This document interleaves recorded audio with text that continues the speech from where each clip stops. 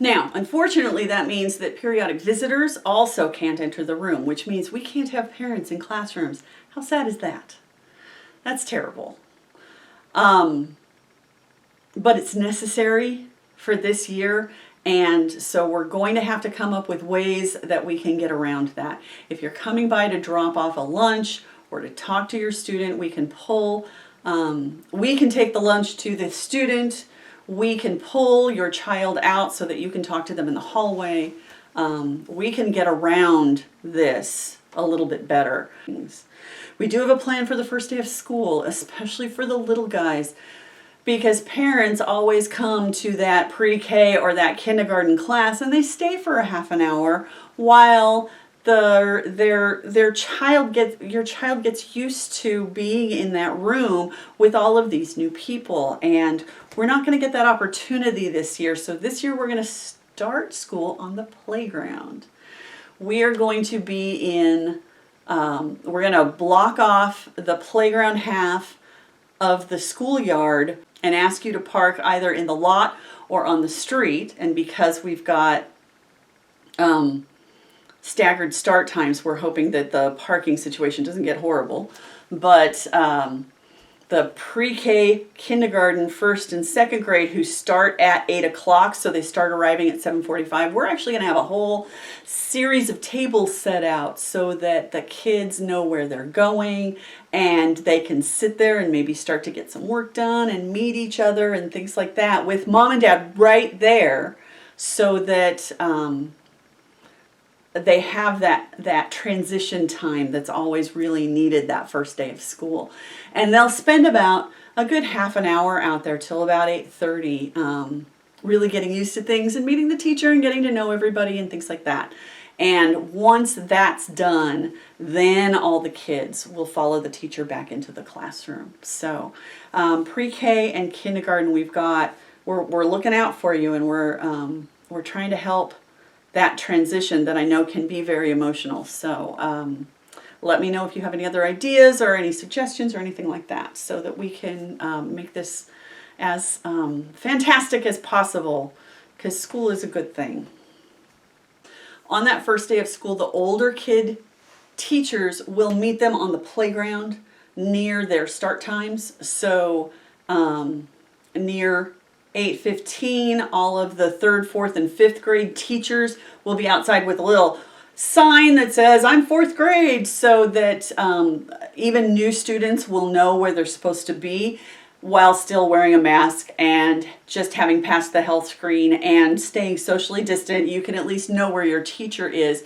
You can hang out with your parent and kind of get to know people, and then the students will follow the teacher into the classroom. So it should go relatively smoothly, and of course we'll all be there to help. As I said before, this information was put together on just the second week of July.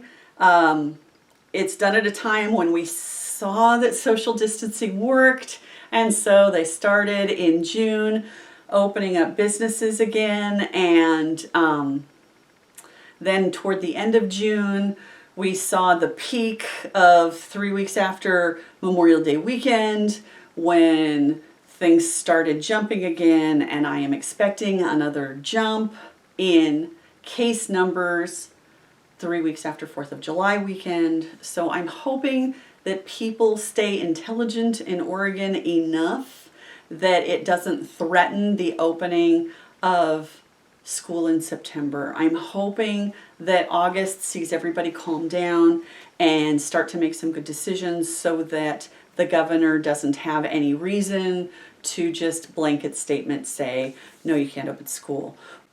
We have the plans that we need to create as safe as possible a place for children to get an education. Now, in the event that a class, or the governor says the whole school, shuts down, we also have a new plan for distance learning.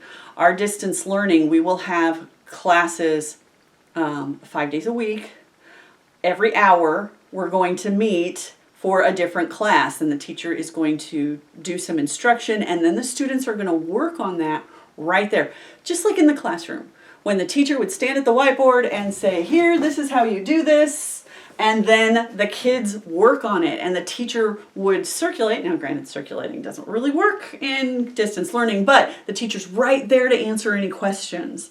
And the students are right there doing the work right then. So it's not, see you later, go do your homework. It's, let's do this together and you can get it done. And then theoretically, by the end of a 3 o'clock workday, theoretically, the students should be relatively finished and only have something like reading to do or something like that.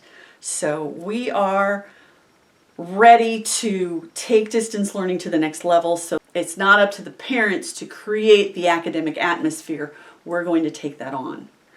All we ask from the parents is 2 things: that the student has access to a device, all their own, all day, with earbuds, so that the student can be, not disrupting the entire family as they're taking part in online class all day, and that the parent makes sure that the student attends every class. Every class except lunch is going to be mandatory, and we ask that we're offering a lunchtime together so that kids can have some social time while they're stuck at home and isolated, so that it helps their socio-emotional needs as well as the academic needs that we're also taking care of. So this is a lot of information, and it's in response to a document that has already changed twice. It's going to change again. And it's going to change in response to the things that are going to happen in the next couple of months that I don't see yet. It's going to happen in response to different questions that people have asked that nobody thought of, that, oh yeah, we have to take that into consideration too.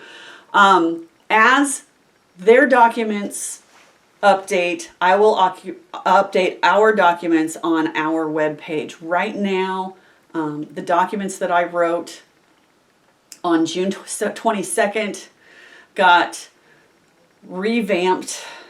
They put out a new document on June 30th that I updated our documents on July 4th, because that's what I do on a holiday. Waiting around for fireworks, you gotta do something.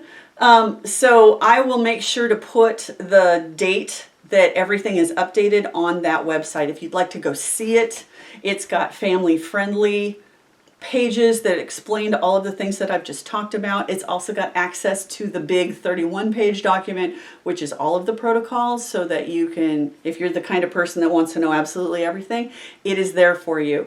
Please feel free to ask questions. I will make sure to post when I do updates, and the master document will have the new changes made in a different color so that you can see quickly and easily the things that have changed. I hope this finds you well. I hope that this helps you wrap around what's coming, because I want you to feel as confident as you can in sending your kids back to school. I know school's important for them. I know that distance learning, online learning is something that college students are really good at, and 10-year-olds they don't do naturally. They don't have a sense of rigor and focus that's needed, that the classroom environment builds. And so we're trying to do our best to recreate that in any way that we can, and still keep your children as safe as we possibly can. Unfortunately, there are no guarantees. So I need your help.